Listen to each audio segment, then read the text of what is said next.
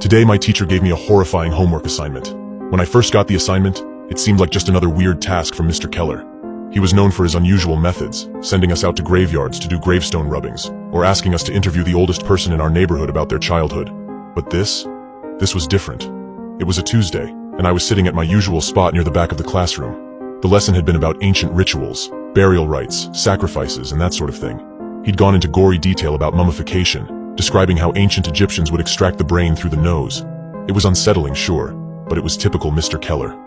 As the bell rang, he handed out a single sheet of paper to each of us. "Your homework," he said, his voice calm, almost too calm, "is to perform the ritual described on this page. Document everything, and whatever you do, make sure you follow the instructions exactly as they're written." I glanced down at the paper, expecting another oddball assignment, but what I saw made my blood run cold. The Ritual of the Forgotten was the title at the top of the page. Below it were steps, carefully detailed like a recipe. But this was no ordinary homework. The instructions read like something out of a nightmare. Step 1. Wait until midnight. Ensure you are alone. If there is someone else in the house, make sure they are asleep. Step 2. Sit in front of a mirror, preferably in a dark room lit by a single candle. Step 3. Close your eyes and think of someone you've forgotten. An old friend, a distant relative, anyone whose face you can barely remember. Step 4. Whisper their name 3 times. If you don't remember their name, say, "Show yourself." Step 5. Open your eyes. Do not look away from the mirror, no matter what you see. Step 6. If you see the person, ask them what they want. Do not break eye contact. If they don't respond, say, "I'm sorry." If they still don't respond, blow out the candle immediately. Step 7. To end the ritual, say, "Go back to where you came from."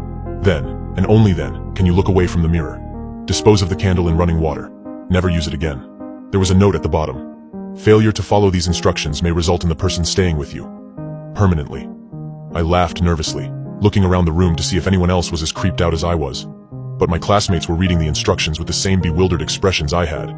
"Mr. Keller," I started, raising my hand hesitantly. "Is this some kind of joke?" He shook his head slowly, his gaze steady and unnervingly serious.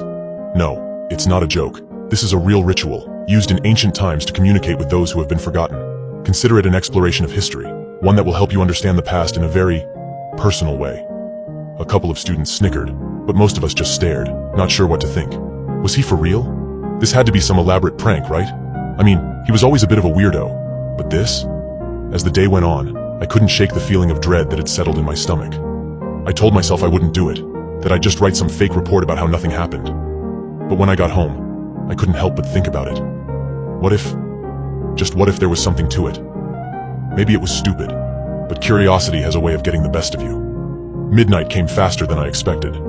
I waited until the house was quiet, until my parents were asleep, and the only sound was the ticking of the clock in the hallway. I grabbed a candle from the drawer and set it on my desk, facing the mirror. The instructions replayed in my mind, and with shaky hands, I lit the candle, dimming the rest of the lights in the room. The glow of the flame flickered against the mirror, casting eerie shadows that danced across the walls. My heart pounded in my chest as I sat down, staring at my reflection. I closed my eyes, thinking hard about someone I'd forgotten.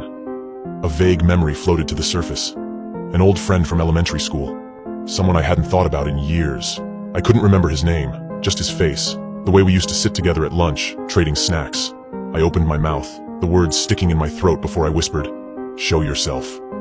Silence. I kept my eyes shut, straining to hear any sound over the rapid beating of my heart.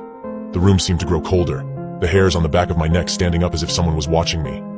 My breath hitched, and I slowly opened my eyes, staring into the mirror. At first, there was nothing but my reflection, flickering in the dim light. But then, the image began to blur, distorting like a ripple in water.